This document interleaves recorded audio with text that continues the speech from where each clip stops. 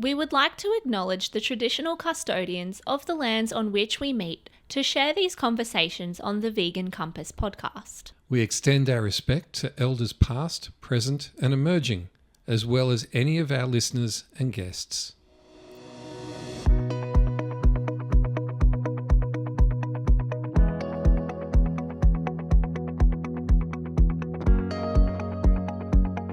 Hello and welcome to the Vegan Compass podcast, unveiling truths, inspiring change.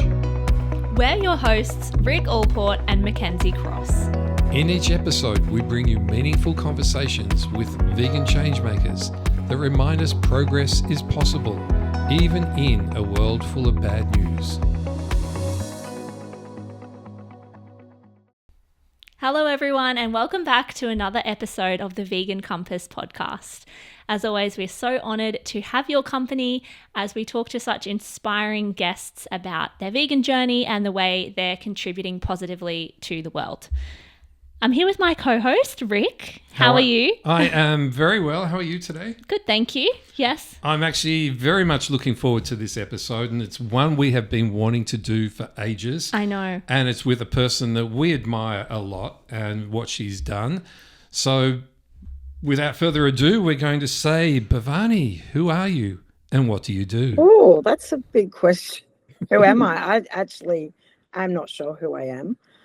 But as I always say, I take it half a day at a time. So who I am changes and evolves all the time. But thank you for having me and inviting me to be on the podcast. Our pleasure. So for those who don't know, you are the owner at the Chippo Hotel, which is in Sydney, the heartbeat of the vegan community in Sydney. Yep, in Chippendale. It's a short walk down from Redfern Station and yes. Everybody needs to go there. Great food, great atmosphere. But how did you first get into the hospitality industry and did that change when you went vegan? I guess it starts from, what my love language is, which was feeding people from a very young age. I'm the eldest of 4 siblings and my sisters are quite a bit younger. So I always kind of felt like a second mum. I ended up taking a lot of cooking in the house for a big family and I grew up vegetarian. I was born into a vegetarian family, so I've never eaten meat, but I did grow up with dairy products.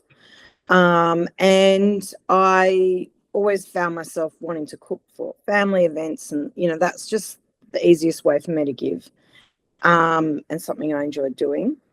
And then I started doing market stalls and cooking for little cafes and things, and that was vegetarian still. And then in about 2015, I think it was, I was reading an article about the dairy industry and my husband was in the kitchen making pizzas and I just screamed to him, I don't want cheese on mine because I just had read enough. And he's like, what the fuck now? Because he's not vegan or vegetarian. And I said, I'm not eating dairy anymore. And he's like, well, what do I do with your pizza? And I'm like, just put tahini on it. And anyway, so that was it. It was a very easy change for me because I realized how disgusting dairy is. And also having grown up vegetarian and feeling really good about myself being vegetarian, I realized, the dairy industry is just as bad as an abattoir. I think this is a thing that a lot of us didn't realize when going eventually vegan. Before we went vegan and were vegetarian, we really didn't know the horrors of dairy. And then as soon as we find out, I think for most people the change is pretty simple. But I just want to go back a little bit because I think, correct me if I'm wrong, you have a Hungarian background. Yes, my parents are Hungarian. My grandfather was Austrian, my grandmother was Romanian, Transylvanian actually. Where it was Transylvania then. So every Halloween I'm the vegan vampire, but that's my standard go-to. But yes, but my parents kind of came away from, we lived on communes up north around Byron Bay and stuff and joined an Indian-based spiritual path, like a Hindu type one. And that path had vegetarianism as part of it. No eggs, but dairy. So that's why I grew up vegetarian. From about the age of 2, I think, when I was 2, they joined that path. So yeah, I was kind of indoctrinated in that way from a young age. Well, that's actually really good. That is at least a good grounding to then be thinking more about what is going on in the world. Because the reason why I asked the question, because I didn't realize that you were here early, because Hungary is traditionally probably a meat-based culture. Also because of, what they went through there, they couldn't get access to many fresh foods. So yeah, it was very heavy schnitzel. It's, it's like German food, I guess, very similar. And it's so interesting to hear about everyone's different paths to, finding veganism. But I want to take you back to hospitality. So you mentioned that you were cooking as a form of giving and your love language from quite young. But what led you to first start your own food business venture? So in 2016, with another person, we decided to open the Green Lion, which was my first kind of, I guess, bigger commercial venture. We thought we were opening, it was an empty space above a pub in Roselle. And I'd actually been running, my background is as a singer, so I'd been running these women's choir in that empty space. And the person I went into business with came up there one night and goes, "What's this space? It's like an empty bistro and no one's using it." No one had been able to make it work there. So we inquired about it and we thought, oh, why don't we just open a little thing together? And he was like, I said, let's do it vegan, because I was vegan, he wasn't. And he was like, oh, could we do it vegetarian? I'm like, that's not the point. It'll stand out if it's vegan. And that's what I want to do. So we opened it thinking it'll be this little thing, but it kind of went off really. Like the media got a hold of it. It was it was a big deal. I think veganism was just taking off around that period. There wasn't many vegan food outlets. There weren't any big companies doing vegan products. It was still quite a shocking thing to people then. So we got a lot of media and it went crazy. We couldn't keep up when we started. We were running out of food all the time. And so it kind of blew up really quickly. And so we had to learn a lot really, really fast. But it was very exciting times. Obviously, it was fun. Well, I was up on the Gold Coast when you started the Green Lion, and everybody kept saying to me, because I came from Sydney, and everybody kept saying, when you come back to Sydney, we've got to go to the Green Lion. We have to go to the Green Lion. Never managed to get there. I knew where it was, but yeah, I was coming back sort of in less and less frequently, which was a real shame. I was in Queensland at the time, never made it to the Green Lion. Yeah, what was interesting was even people that weren't vegan had found out about it somehow. I think it just, it was different enough. Someone said to me they were at a hospitality conference, and it was like a pub hospitality conference, and the speaker was talking about the Green Lion as, in terms of doing something to shake the industry up or doing something that's different, because there's a billion pubs in Sydney, but what can you do that's different? So, and I actually got asked to speak at the pub summit the year after, and it was like 400 people in the room, and they looked at me like I was an alien, because all of their pubs ran on meat and pokie machines. And here I was going, I don't like gambling and we don't serve meat. And it was quite a big thing to a lot of them. And I had so many people say, it'll never work, and, so much clapback. But I didn't really care, because it's something I'm passionate about. So I was like, I'm not going to serve meat. I'm not going to serve dairy. So I have to give this a go. So was there a single moment in your life when you realized that veganism was going to be your life work?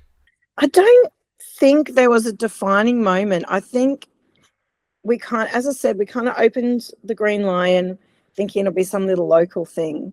And then it just blew up. I didn't know, I wasn't even really in the vegan community at that point. And I quickly became a part of it. I don't know if you heard, but there was a stuffed lion in the pub, like a taxidermy lion. No. And it came with the pub. It had been there for 20 years and it was up in our level. And when we first started, I said to them, look, we cannot have this dead stuffed lion. Yeah. And they're really old Aussie, old school.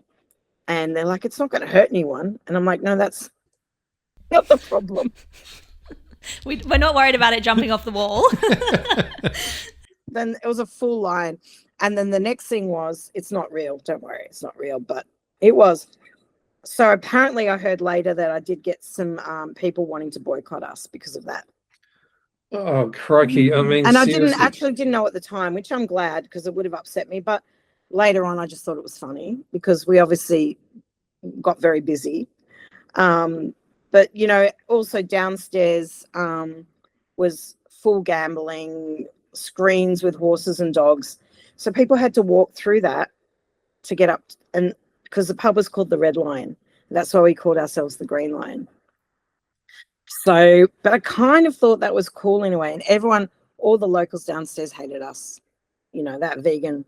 And they'd always, as soon as a vegan walked in, they could tell who was there for us. And they'd just point upstairs. And they said the only thing they liked about us was that we brought hot chicks through the pub. Priorities. Because before that, there were no hot chicks coming through this pub. Well, there's got to be, it's like an old reason. rundown Aussie pub. But Gambling I kind and of hot thought chicks. the juxtaposition was kind of funny. It was like yin and yang. And yeah, so people would walk into the Red Line and go, this can't be the Green Line. But upstairs, we had a totally different vibe going. So it was quite funny. I think that makes it even more impressive that it was so successful, especially if it was like more tucked away upstairs from like the street. People, yeah, probably would have been a bit deterred by that atmosphere initially until they found the little secret stairway upstairs. Exactly, yeah. And I mean, people got used to it obviously after a while, but I think at the beginning it was all a bit weird for people. But I thought in a way it's kind of funny as well. It's like a secret door to the Green Lion. Yeah, secret door to vegan heaven. Yeah, so we did that till 2019 and then the pub got sold. It was owned by Arthur Laundy, which is a massive pub group the biggest pub group in New South Wales.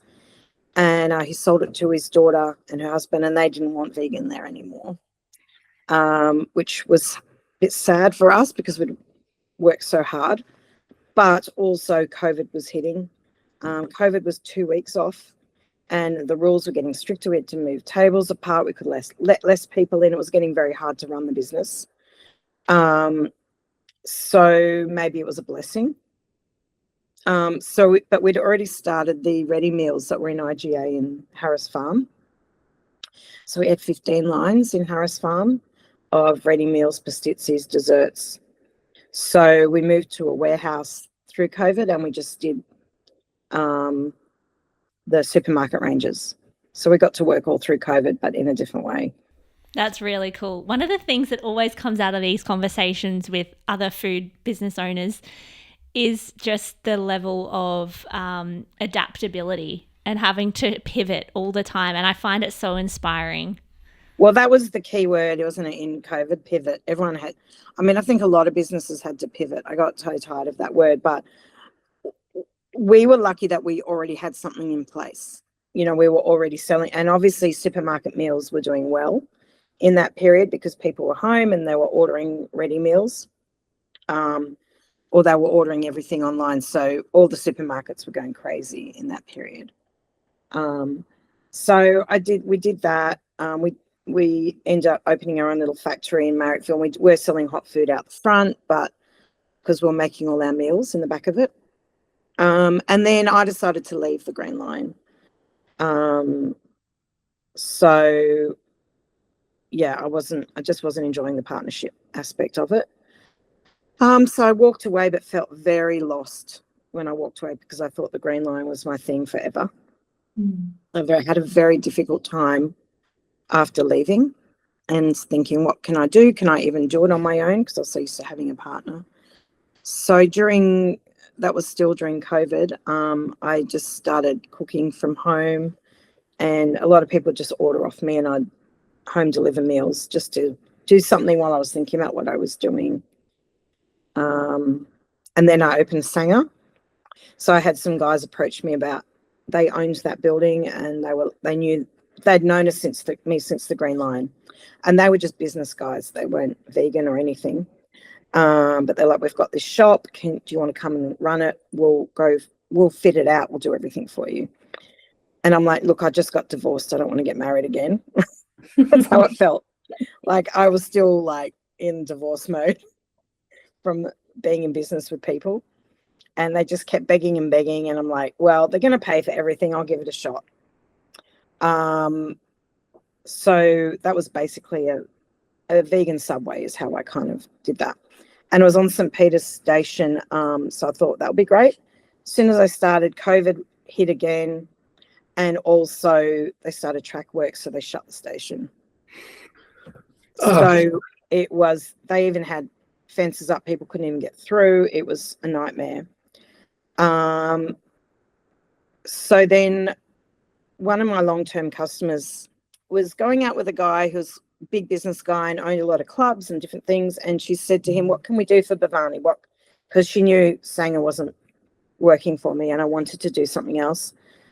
So I ended up meeting the guy that owns the Chippo, because we both went to look at the same venue together. And neither of us wanted that venue.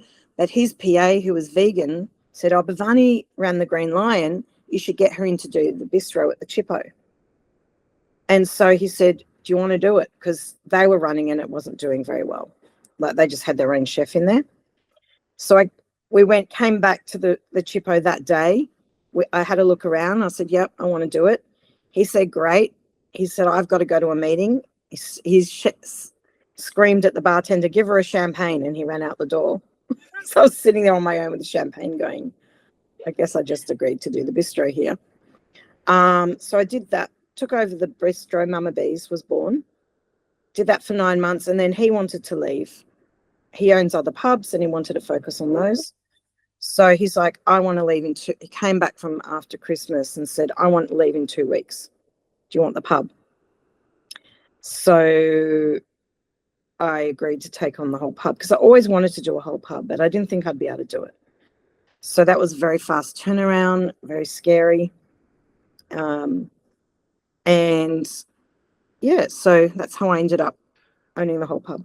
So fascinating. So in what year was the Chippo under Bhavani born?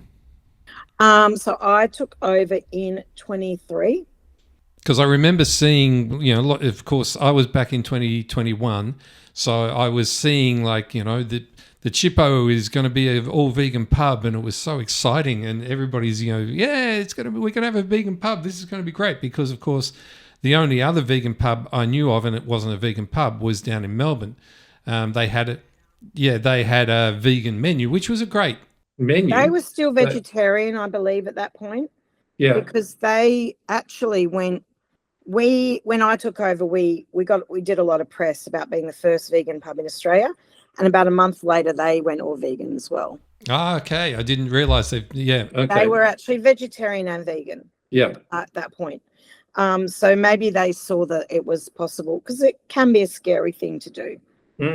It's not for me because that's all I wanted. I either do this or I don't do it. Yeah. You've managed to turn this into quite in what is it, 3 years, a bit of an institution now in Sydney for the vegan movement. So for anybody who hasn't been to the Chippo as yet, which of course bad people, you've got to go to the Chippo.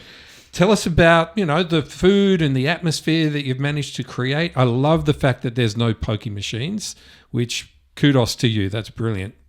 Okay, we're just an Aussie pub. We do Aussie pub food, and it just happens to be plant-based. That's the way we like to look at it. We don't see ourselves as a vegan business as such. And I think you've probably had people say this before about their businesses. I think if you go, I'm vegan to the vegans, but to everyone else, I'm just a pub that, there's nothing in the pub to suggest that it's vegan when you walk in. It is written in fine print on the menus. Because the vegans always work it out, where they can go. But really what you want is to survive right now. You can't just be here for vegans. There's just not enough of a market. And I'm more excited to serve non-vegans vegan food than I am to serve vegans, because it's a nice soft education into what's possible for them. Well, my two daughters, and my wife and I are vegan, but my two daughters aren't. They adore the food at the Chippo. Yeah, they like the first time you met Nicole the other day, and the first time we took her there, she's going, "Oh, is there any meat on the menu?" And it's like, no, it's a vegan pub. Sorry, it's like I'm taking you. You're going to have to eat it. Anyway, so she got in and she ordered the burger, one of the double burgers. Oh, the mac and cheese, the Mac burger. Yeah, she had that. I haven't seen her eat so quickly in her whole life. She adored it. And then she said, "I'm so full." And I said, "Well, do you want dessert?" And she goes, "Yeah." And I can't remember what she had, but she loved that as well. So it's, yeah.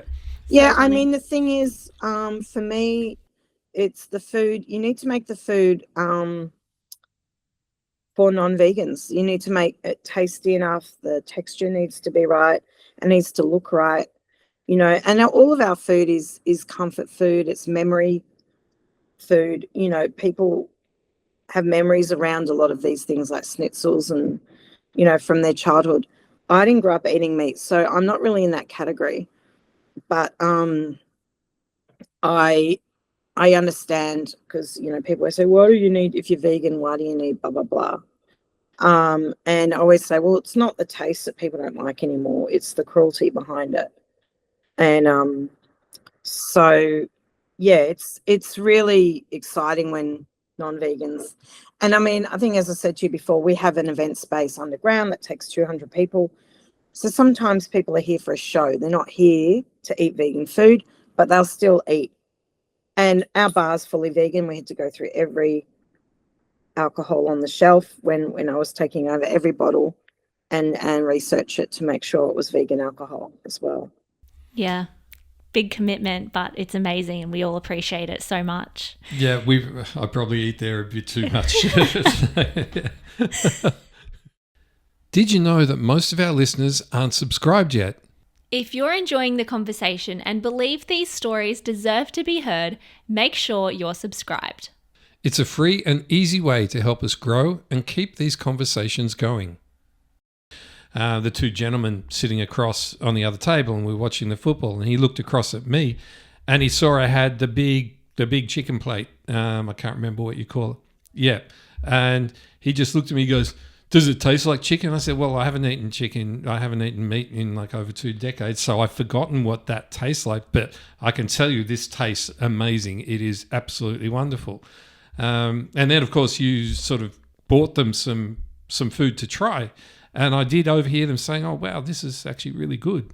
So it's great that you... Yeah, I always do that. If I hear people going, "Oh, it's vegan," I'll say, "Would you like to try something?" And I just go and get a couple of samples for them to try, because it's an opportunity, to, even if they never buy anything, it's just an opportunity to introduce them to something that they may never get the opportunity to try again, So you're in quite a unique position as a female publican. I hear there's not too many of them. So I don't think so, no. Yeah, how does that shape your approach to creating a safe and welcoming atmosphere at your pub? We try and create a space. Well, I think we have created a space that is very kind of warm and inviting. I just wanted it to be like a lounge room. We used to say we wanted to be like you're going to Nana's or something, you know, just a very homey, warm environment. We want women to feel particularly safe because a lot of pubs don't feel really safe for women, in terms of they have to watch themselves a bit maybe. So we put on a lot of events just for women as well.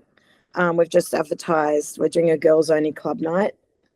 Fun. I came to the Bridgerton watch party. That was so fun. We do a lot of these watch parties.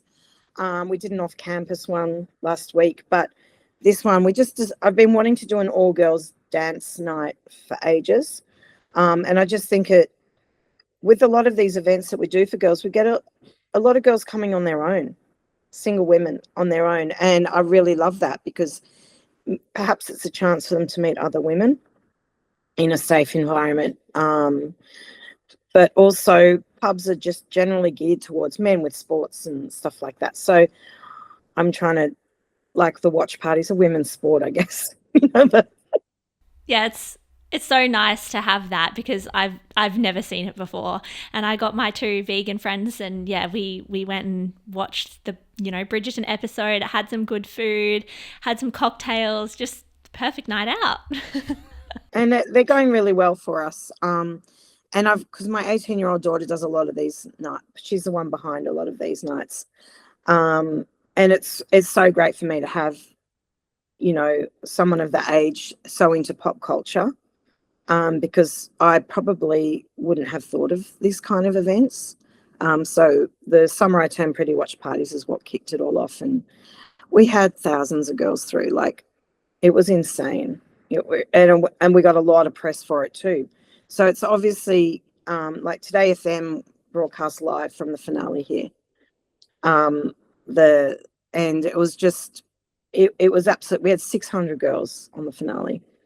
I look, you're both talking about this thing. I have no idea what Bridgerton is. Absolutely none whatsoever. I'm just glad the football was on when I came in the other day. Girly Netflix shows. And it's a whole different world. And, you know, the thing is here, we have so many different worlds coming through. Next week we have Transcendence, which is a goth dance party. And they're all promoters coming in and putting on their events. But I love having all different communities come through. You know, you have so many great events happening because you've got the trivia night, you have lots of theme nights, comedy night, you have some amazing bands down in your underground venue, which the underground venue is so cool. I love that sort of. It reminds me, I don't know if you remember the place called the Governor's Pleasure, used to be in the Rocks. No, and it had like the lower ceiling and yeah, it's a real 90s kind of vibe. Yeah, and it's a real sort of not grungy, but real rock type venue downstairs. It is. Actually, it's being renovated as we speak. We just got a federal government grant to renovate, so it's going to be even better. Oh, very cool.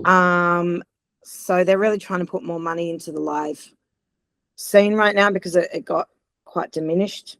So we're working with Sydney City Council and federal government's putting money in and just trying to liven up. Chippendale's amazing. There's so much happening around Chippendale with arts and music. So, well, I love that it's, you know, you've got Chippendale and the Redfern scene's picking up and you've got Newtown and it's all just that hub. Yeah, it's a great hub. How do you draw in the neighbourhood crowd who might not normally step into a 100% vegan venue? Do you feel like you've answered that or is there more to say? Yeah, I mean, it's just creating a nice environment. I think when I took over, the venue had been quite run down and lost a lot of the locals. So it's taken me probably a couple of years to get them back in. Well, back in the day, it was kind of known as a bit of a rough pub, but you've now turned it into just a welcoming all pub with such a friendly atmosphere, and it just... You know, I created it for myself too. I've created my own little world that I'm happy to be in. And I love what I do and I love coming here every day and I love my staff. Like, my staff are so dedicated and we have such a great relationship, all of us. So we're all working on it together, you know. So it's like how I want the world to be, but I've just got it in this little building here. That's so nice. It might hopefully it will radiate out further and further because, your staff are fantastic. If we look at the world, of course, everything's not great, but I think the more that we can create a great world around ourselves, that does radiate out, because hopefully someone walks out of here happier, and then they give that to the next person that they meet. And, that's all we can do, really. And it's also just creating a place where people can come and connect with each other. I think we're really craving that coming out of COVID. People just want to be able to get together again and enjoy food and company. And you've created such a nice place for people to do that. Yeah. Like events for me, I'm so glad I've got this big space, because I feel like events is what people really, really want. And that's why I do a lot of free events like the watch parties and the trivia, because people just want to come and meet. And even with the dating things, people are sick of online dating. They want to come and meet people, So I think you're right, Mackenzie. I think people just want to have community. Yeah, I think the community thing is a huge thing because, with COVID, we all became so fractured. And, all we would be able to do is talk to people online. And, coming back and getting that sense of community again. And I see it in the vegan movement when we do outreach. And you just start seeing people, you could see the craving that community again and coming back in. So I'm really hoping it's just going to keep building from there. But I have an interesting question, because being the vegan pub and you are attracting a lot of non-vegans, what kind of feedback are you getting from the non-vegans? I would say 98% of people love it.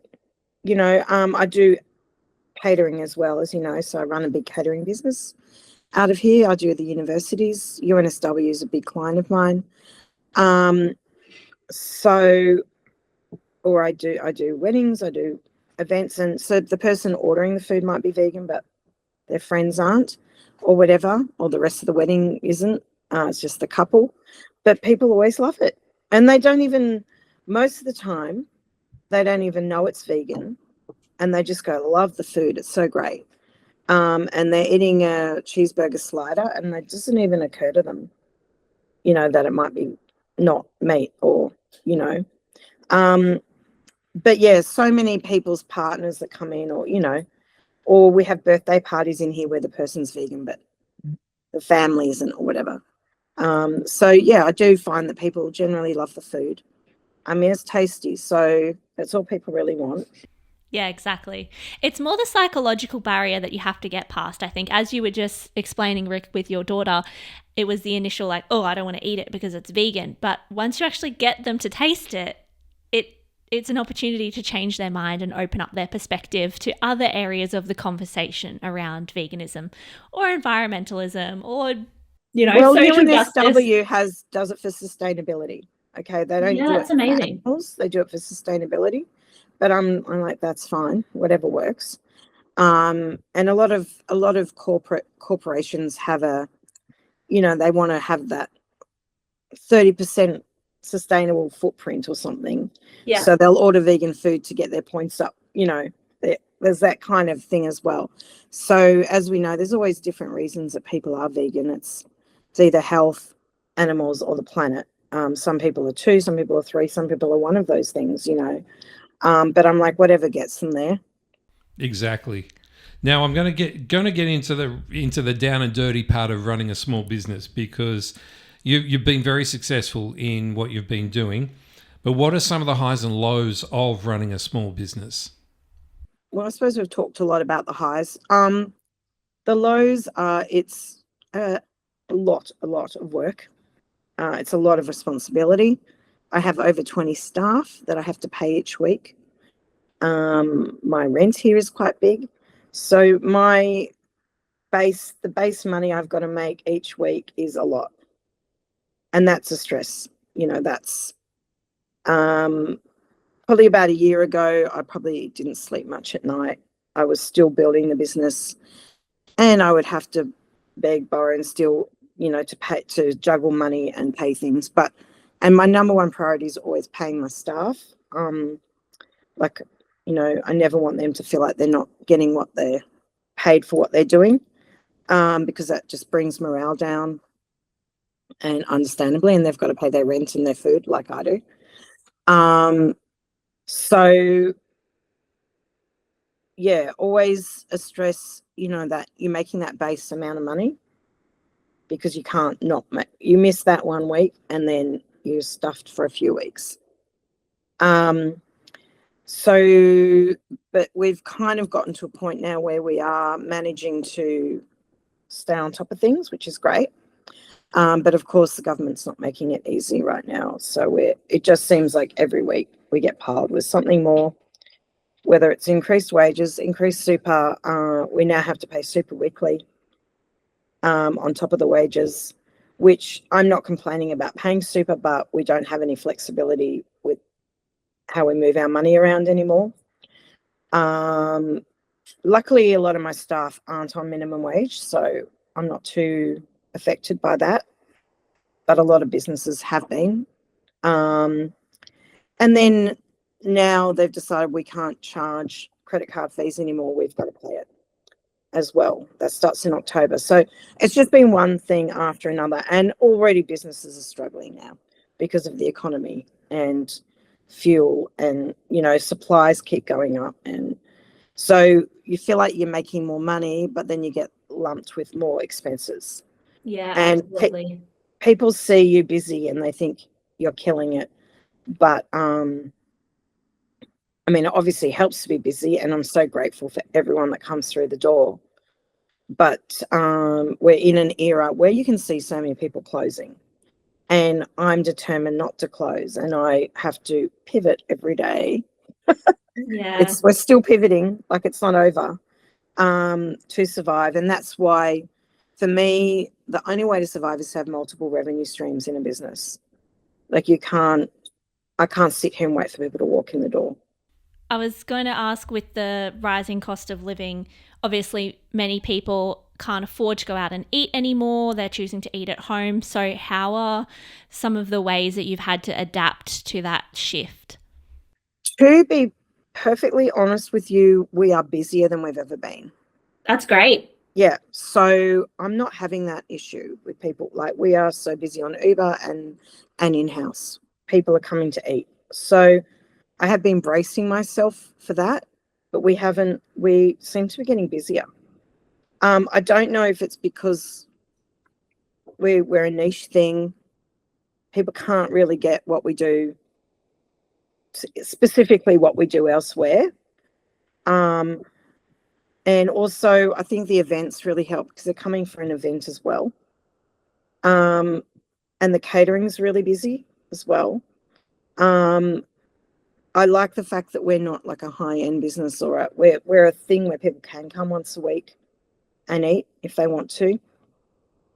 But I'm never like, I'm always bracing for something. But I was every week freaking out because that's what everyone's doing at the moment, and you're watching people's businesses close. But I decided to change my attitude because it's taking too much of my energy up, worrying all the time. So I'm just going to keep making the business as good as it can be and get better and better, and diversifying my revenue streams so that if the pub's a bit quieter 1 week, the catering is compensating. You know, you've just got to work really hard to keep that balance going somehow. Well, what I like about the scene right now is between yourself, Don Fred, Green's Supermarket, the Green Turtle, Golden Lotus, you're all catering different food styles. So it's not like you're all competing against each other. You're all complementing each other. And I love the fact that we have that variety in such a small area, which is really cool. But moving away, because we want to know a little bit about Bhavani outside of the Chippo. Is there a Bhavani outside of the Chippo? Well, this is what we want to find out. We want to know. So do I. Good question, Rick. What do you do? Like, who is Bhavani outside of the Chippo? Well, I have children, obviously. I've got two teenage girls who are 15 and 18. So I'm a mum and a wife to my husband. We've been together 25 years. I'm obsessed with my business. So there's not a lot of scope outside of it. I think you did some digging and found out I used to be a singer. So my husband and I are both musicians. We used to tour. That was my thing. I was a singer, and I used to do jingle ads and voiceovers for ads and that kind of thing as well. But unfortunately, being an artist is very hard to survive when you've got children. It was fine when we didn't have kids, but once we had kids, I just knew that wasn't financially the future. Very small percentage of people get rich out of their art, so I wasn't one of those people. So yeah, I had that background. I guess I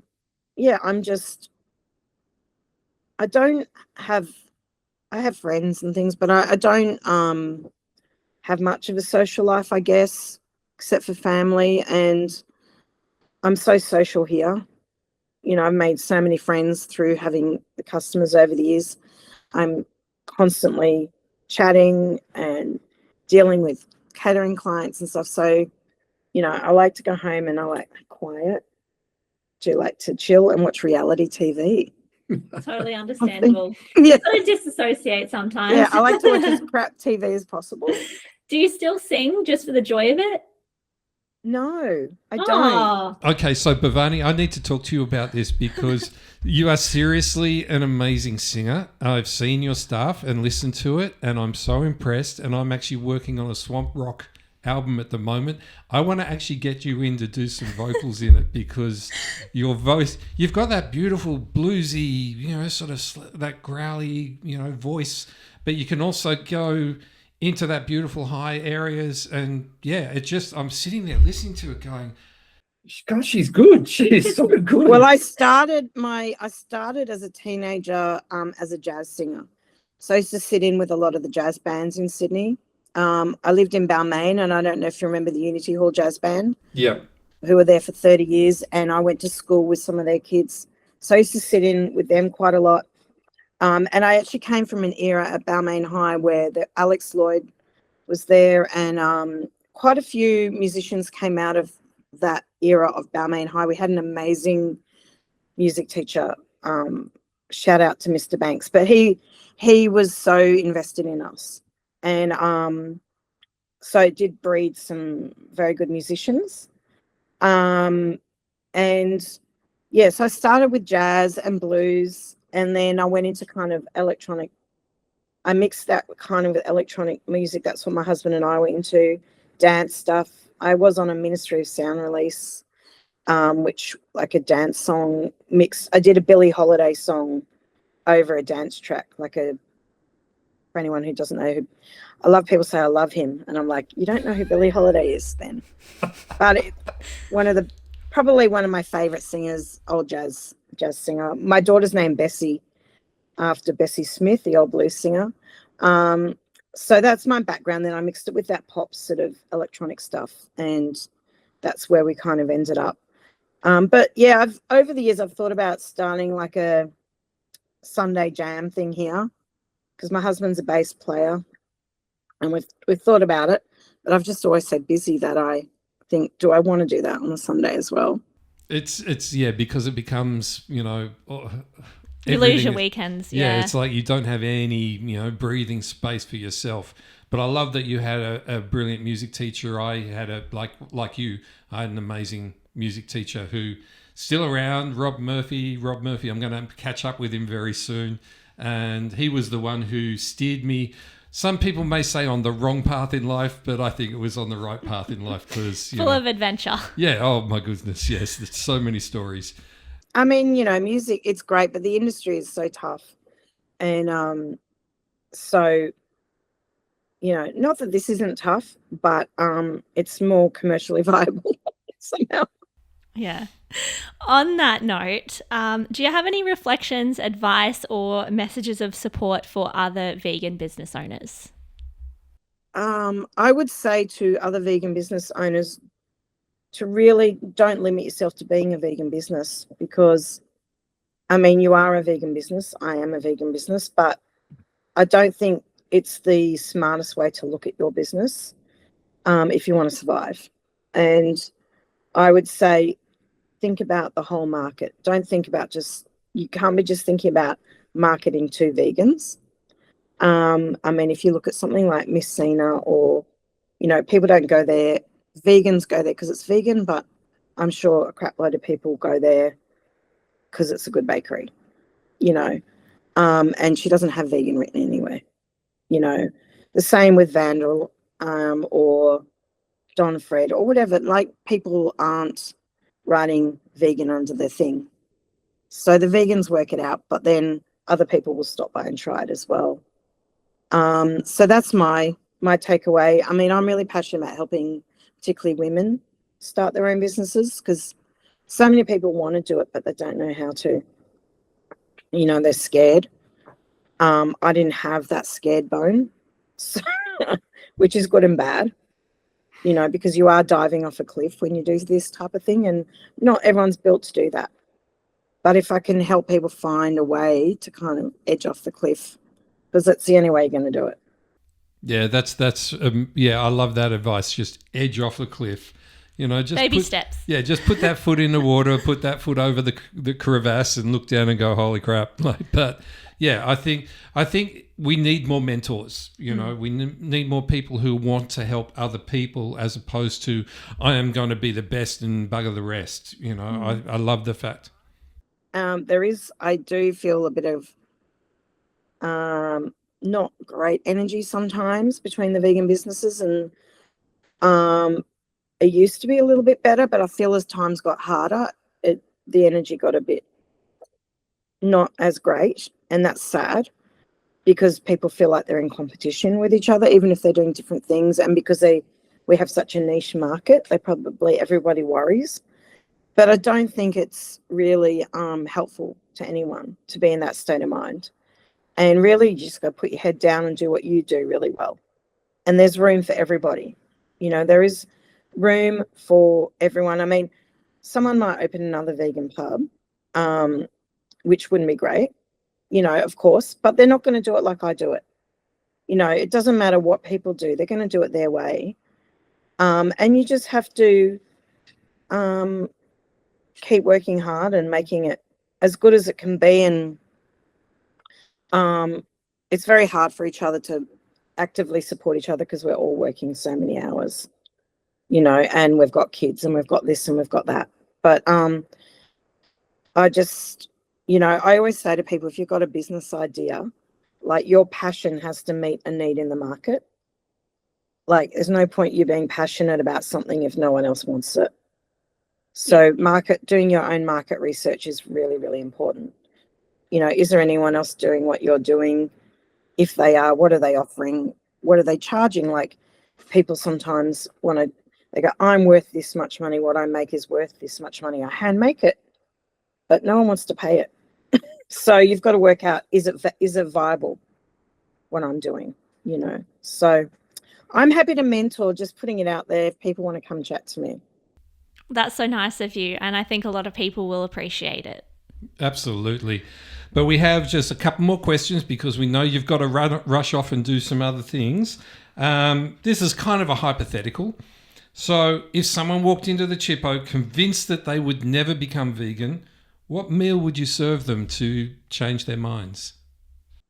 Well, what did I give the guys the other night? I gave them the calamari and I gave them popcorn chicken. I try and do like finger food things and a few bits and pieces.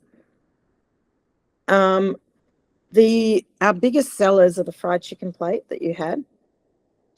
But if they're non-vegan, I'm just trying to think. Dessert always gets people over. Tiramisu. A lot of non-vegans say it's the best tiramisu they've ever had. Oh, wow. And then I'm like, well, the cream's made of lentils. And they're like, what? It's crazy. And yeah, so desserts are always a good one, but I just think often the burgers are good, like a cheeseburger or something like that. Well, I think the Mac burger, that that's was what I'm going gonna to try be next. my Yeah. suggestion. Yeah. I get it every time. Since you put it on the menu, every time I get that because it's so good. I just don't want to try anything else. Well, that's why you need to come to the next 10-course tasting, because I did one last week and so many people came, but what people love is that they get to try 10 different things they probably wouldn't normally order. And that's why I do them, because you just get a bite of 10 things. So Amazing. I'm there. When is it on? I'm just getting over the last one, but I will advertise it soon. Excellent. All right. So yes, there is one last question to finish the day off. Have you got any final words of wisdom for people listening or watching? I don't know. I mean, I think at the end of the day, yes, I do serve food and I do serve drinks, but really it's all about community at the end of the day. And I just want everyone to kind of think about their community more and be open to other people that aren't like them, whether it's race or a career or, what suburb, whether they're rich or poor. I mean, that's what I love here, is that we bring all types of people together. I just think it's really important at this moment in time for us to not hate each other. Oh, what a beautiful message to go out. I actually have goosebumps and I was starting to tear up. That is a beautiful, beautiful way to finish this episode off. I think we're all feeling that now more than ever with the political climate, the environment. There's a lot of external pressure. And I think if we can come back to that ability to connect with each other, have compassion and empathy for each other, then it's going to get us through. Definitely. Tough times. And continue supporting our beautiful, wonderful multicultural society. Yes. I think that is so important for Australia right now. Well, they're essential to our society. Economically, I mean, look at the food they bring us. I think Sydney is one of the best places to eat on the planet because of how many different cultures are here. I mean, I've been overseas and you can't get the variety of food that you can get here. And food is such a universal way to bring people together as well. Yeah, well, it's a universal, like you said, it's a love language. It's, it is a universal love language. So, Bhavani, thank you, guys. My goodness, what a beautiful, wonderful episode. And I'm so glad we finally got you on here. Yes, me too. Thank you so much.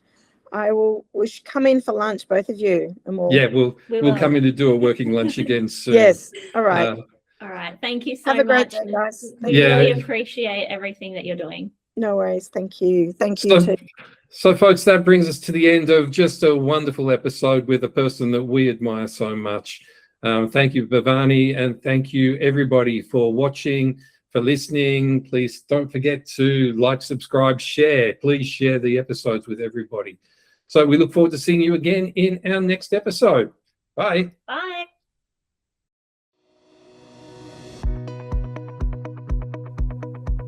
Thank you so much for listening. If you enjoyed this conversation, please let us know by leaving a comment and share this episode with a friend.